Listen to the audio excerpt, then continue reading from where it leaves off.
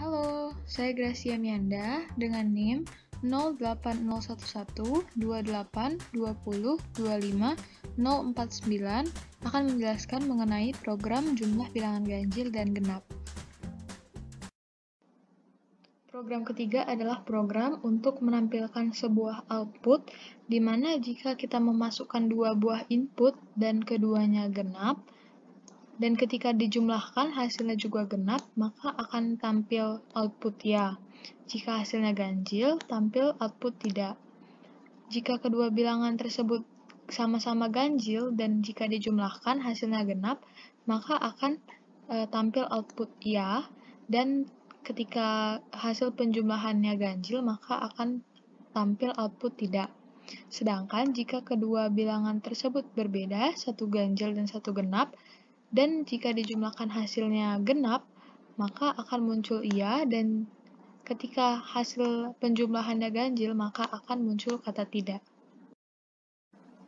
Untuk membuat programnya, pertama kita deklarasikan include iostream, using namespace std, dan in main.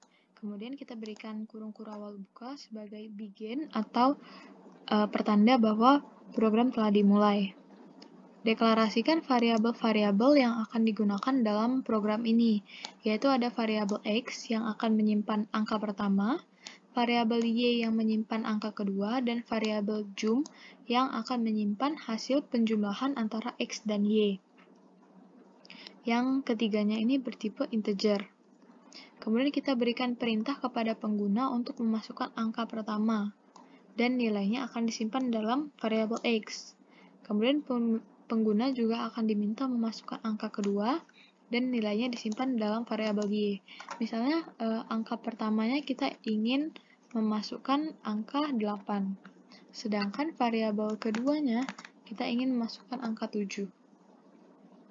Jum sama dengan X plus Y.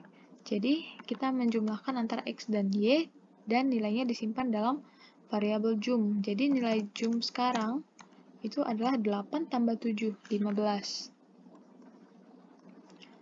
Kemudian kita mengecek apakah kedua bilangan tersebut sama-sama genap, sama-sama ganjil, atau salah satunya genap dan salah satunya ganjil.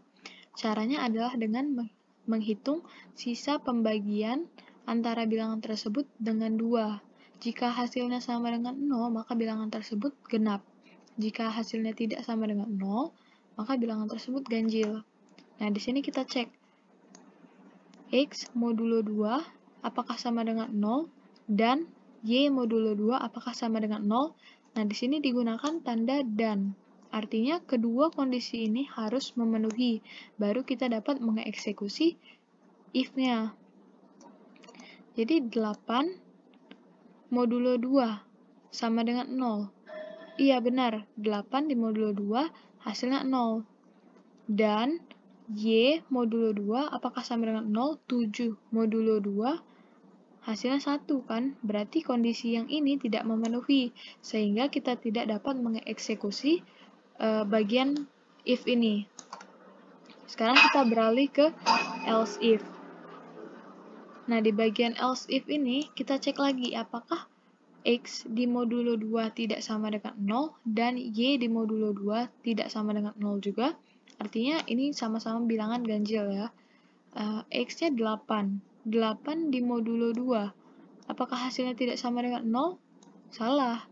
8 di modulo 2 hasilnya 0. Jadi kondisi ini salah dan kita tidak dapat mengeksekusi bagian else if-nya.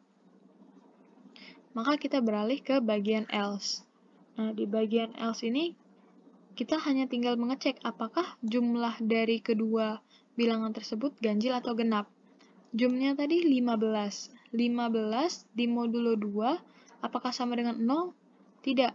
Maka kita cetak tidak, karena else-nya mencetak tidak.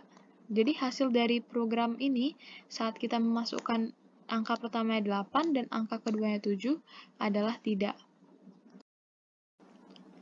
Sekarang kita akan mencoba untuk menjalankan programnya. Masukkan angka pertama, tadi angka pertamanya 8, angka keduanya 7, maka outputnya tidak.